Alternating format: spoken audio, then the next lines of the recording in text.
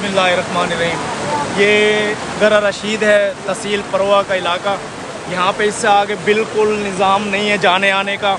यहाँ पे एक वाहिद हल है कश्ती या हेलीकॉप्टर, क्योंकि आगे बिल्कुल आवाम फंसी हुई है, ना उनके पास राशन पहुँच रहा है, ना कोई इंतज़ामिया पहुँच पा रही है।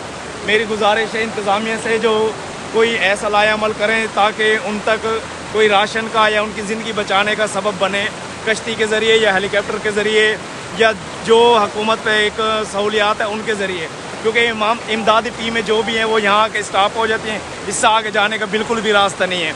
आगे तकरीबन 9 से 10 फुट पानी है और ना वहाँ जाने का रास्ता है और ना वहाँ कोई जा सकता है। हमारी जो टीमें आई थी वो यहाँ के स्टॉप हो गई हैं, आप देख सकते हैं पीछे। और यहाँ पे पानी की सूरत हाल भी देख लें।